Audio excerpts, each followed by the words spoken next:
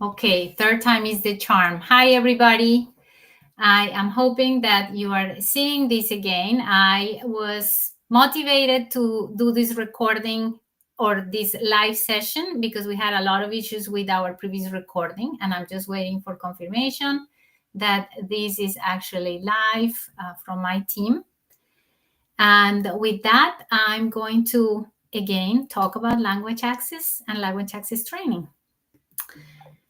So, thank you so much. The conversation today was very important. We talked about four essential questions that I had for you all. And those questions were the following.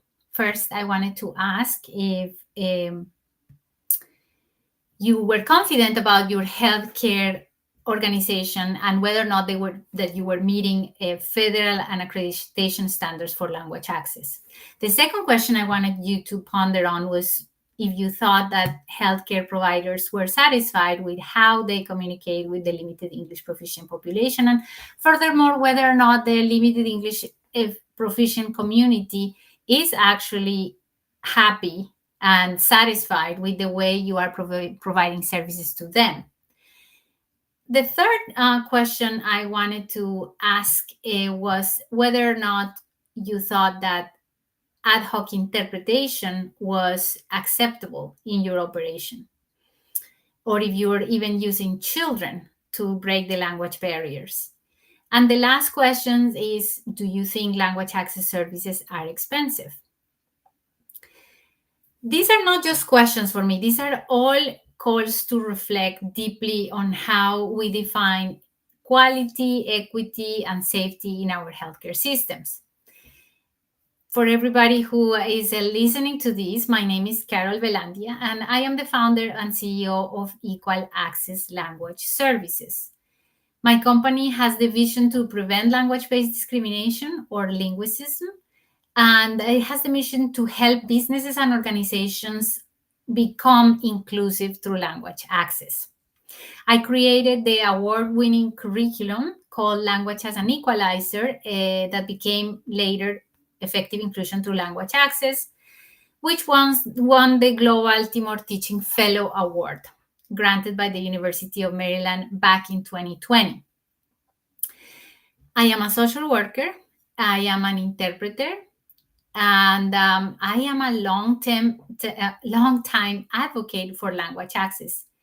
As a matter of fact, as a student, when I went to study social work, I was probably the most annoying student because every class, every opportunity I had, I would raise my hand and ask about what about the limited English proficient person, what about language access, and I realized that it wasn't it wasn't in existence in our curriculum. So a few years ago, I submitted a proposal to make this curriculum an interprofessional curriculum.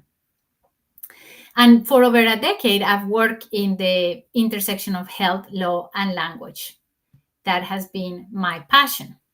Now, how did I become passionate about language access? Not only in the classroom, but in my life, right? It was when I met Jose.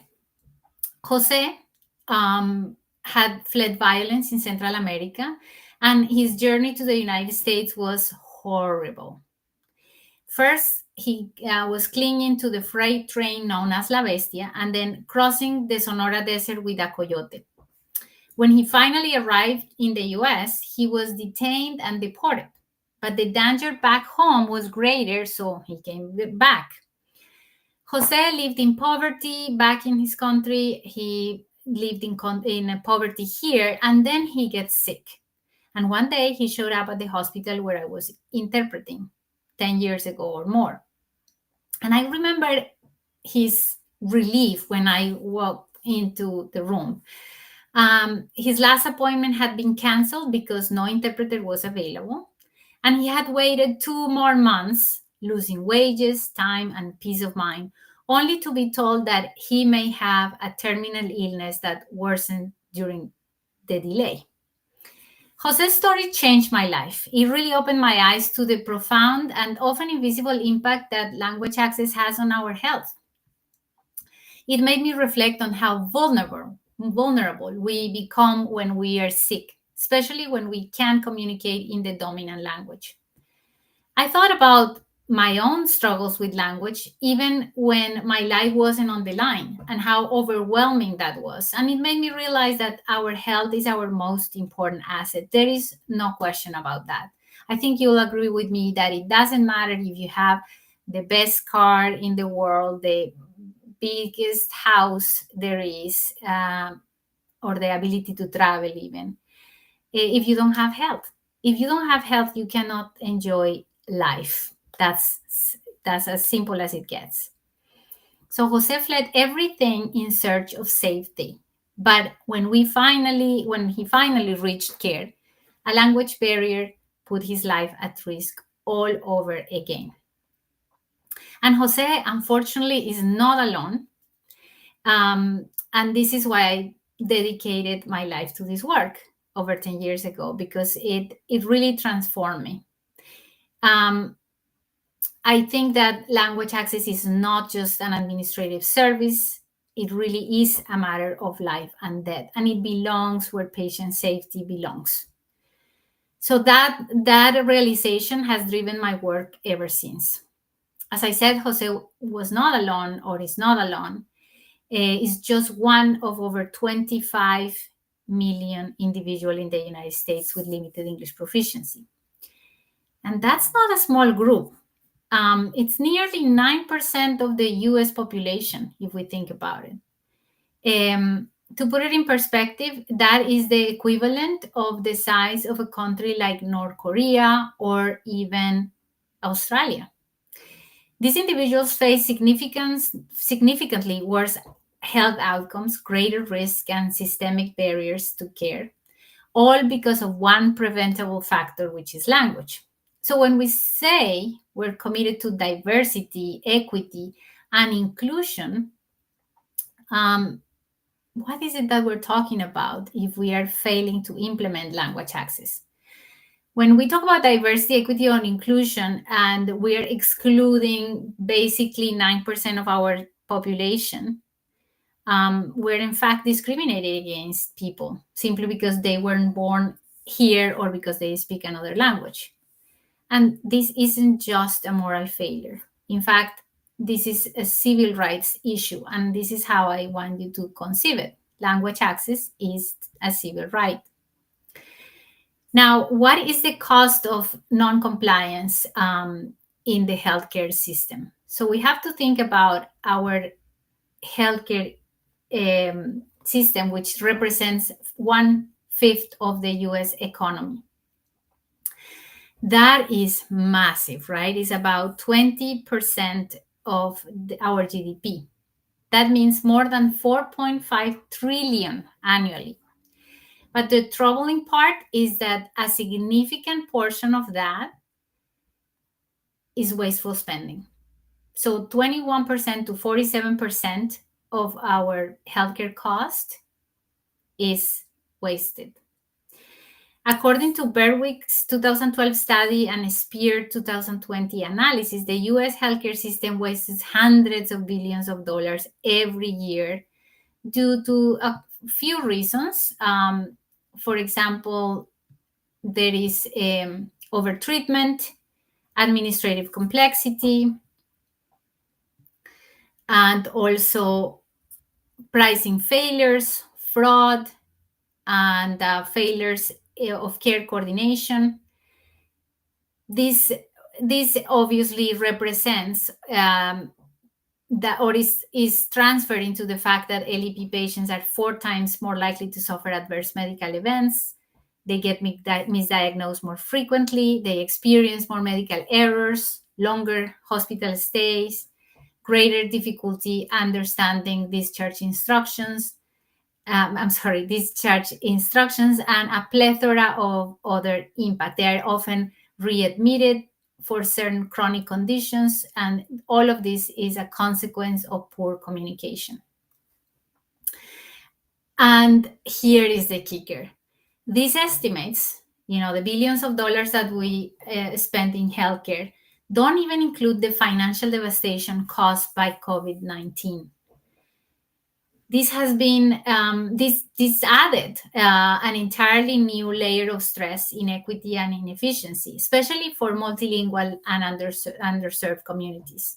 In other words, the waste was already catastrophic before the biggest health crisis of our lifetime. So, language access is not just an equity issue, it's also a financial and a fiscal imperative. Every communication failure is a missed opportunity for prevention and a gateway for costly harm.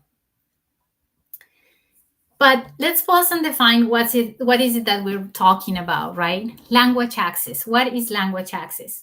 It's basically the provision of services like interpretation and translation that ensure that individuals with limited English proficiency can effectively communicate, understand, and be understood.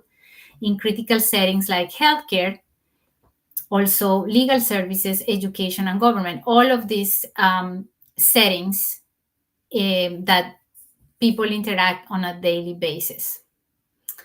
So it's about removing language as a barrier to care, safety, and equity. But just as healthcare institutions were making advancements and strides on language access, something significantly happened at the beginning of this year, which was the issuance of Executive Order 14224 on March 1st of 2025. It was issued by President Trump, and it declared English the official language of the United States. This order revoked an existing order that was Executive Order 13166, which for over 2 decades had required federal agencies to provide meaningful access for LEP individuals. So the executive order has key changes, right? First, as I say, designates English as the official language of the United States, and it revokes Executive Order 13166. And this is perhaps the most impactful change. The most impactful change is the revocation of this executive order, because it has been in operation since 2000. And that order required all federal agencies and organizations receiving federal funds to provide meaningful access to services for people with limited English proficiency. It was a cornerstone of language rights enforcement in federal programs. By eliminating it, Executive Order 14224 removes that mandate that guaranteed that multilingual services were provided in different agencies and organizations that receive federal funding. So it sort of puts the responsibility now on you, because while Executive Order 14224 does not ban language access, it removes that federal mandate, and it leaves the decision to offer these services to the individual agencies, hospitals, etc. And this creates confusion and opens the door to inconsistency in services and gaps in access. And ultimately, it opens the door to inequity. But here's the critical aspect for healthcare professionals to understand. These laws, or the fact that we have now Executive Order 14224, doesn't override the Civil Rights Act of 1964, which says no person in the United States shall, on the ground of race, color, or national origin, be excluded from participation in, be denied the benefits of, or be subjected to discrimination under any program or activity receiving federal financial assistance. So, even in the face of federal backpedaling, your responsibilities have not changed.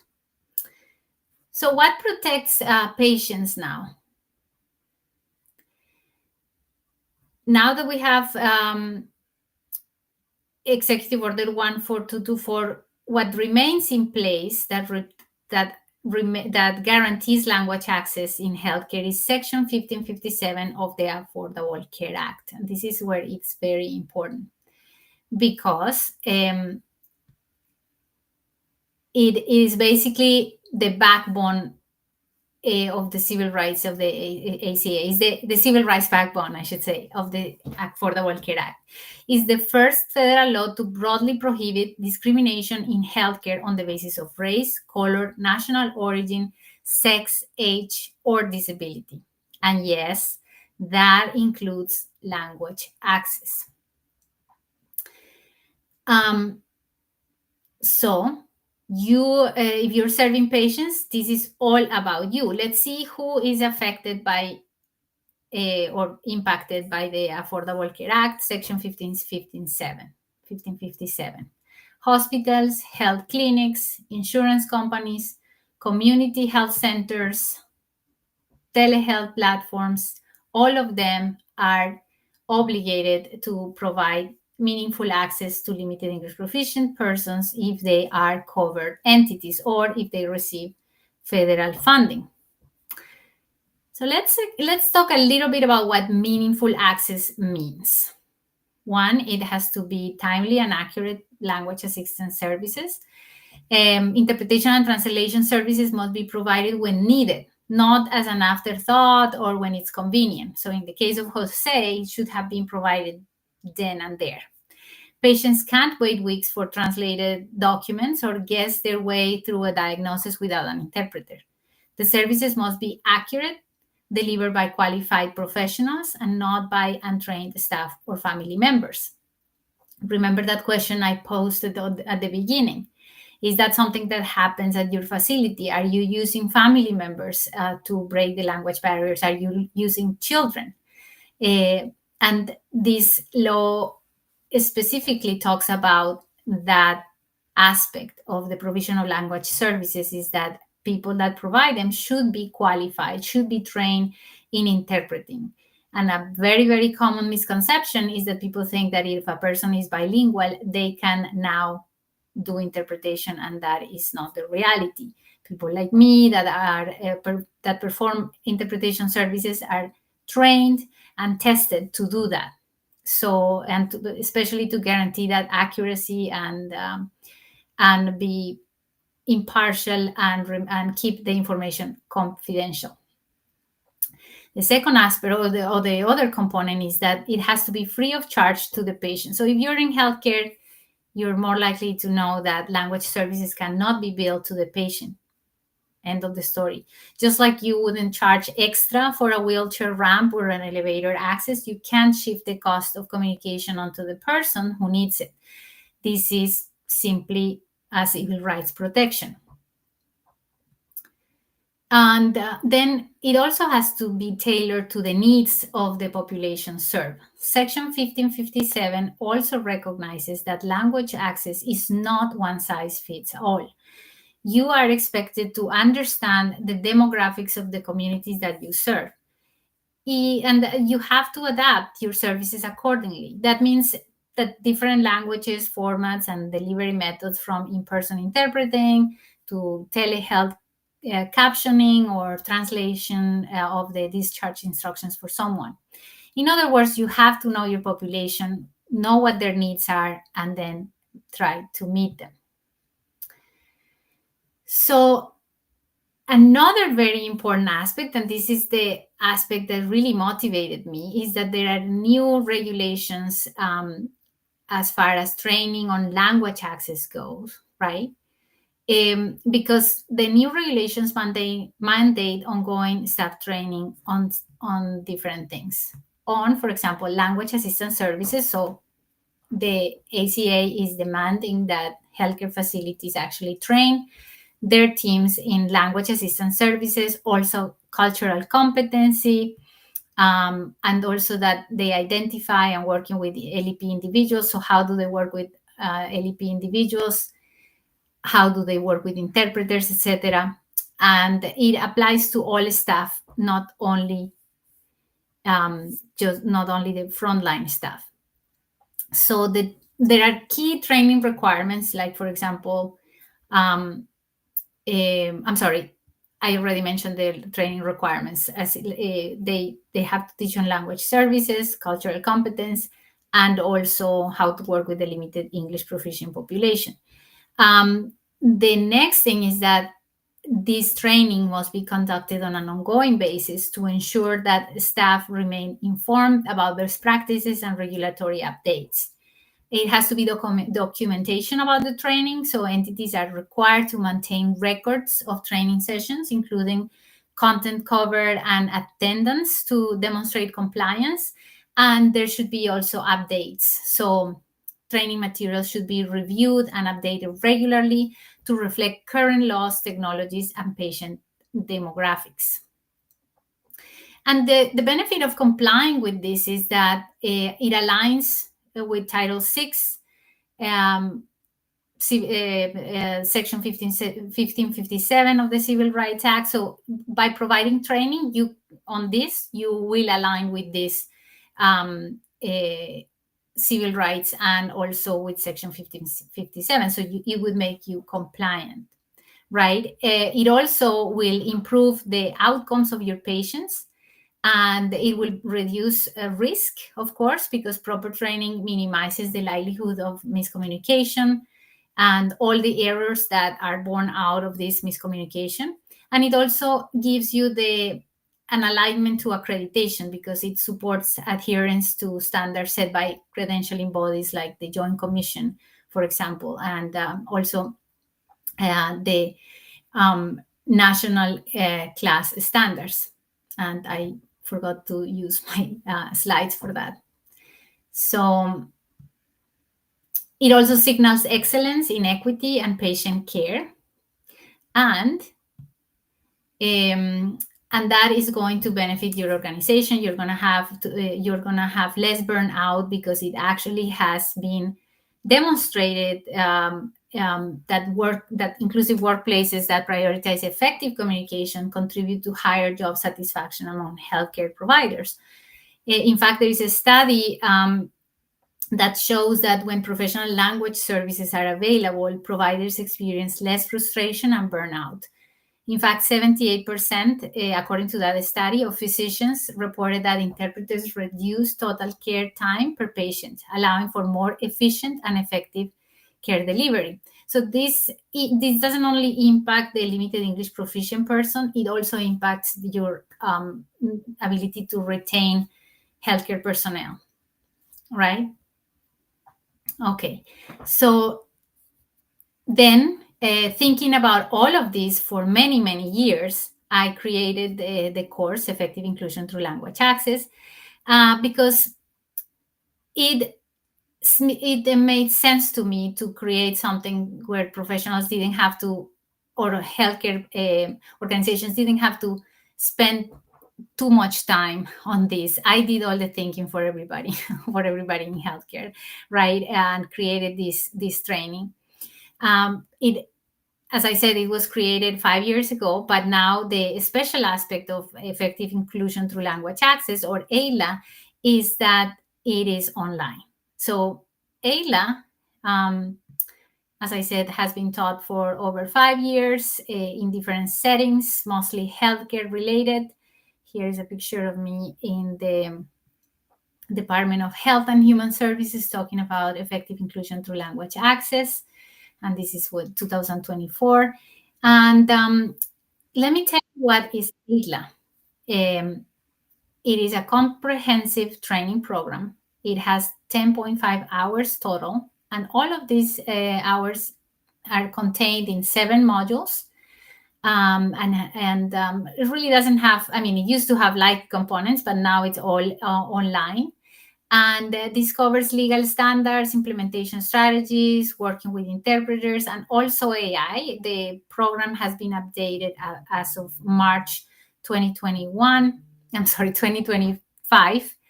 And it also has the ability to pursue continued education units for all healthcare professionals. We have already done that several times, or many times.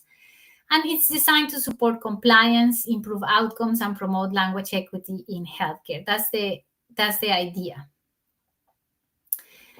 So as I said, why it matters? Because it helps you with compliance, it improves outcomes, it enforces your workforce because it allows them to work with ethics.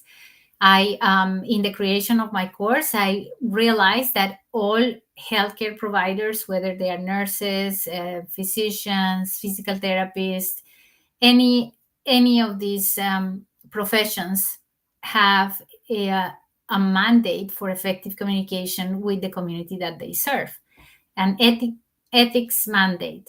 So this training was definitely with them in mind, right? Because we want to empower healthcare professionals to know what's right and execute it. What else is important about this is the definitely promotes health equity. So this is why EDLA, or effective inclusion through language access, is so important, and why I am coming here to say that we decided to move all of the content to an online setting where it's self-paced and people can access it at any time. And this is what AILA is all about.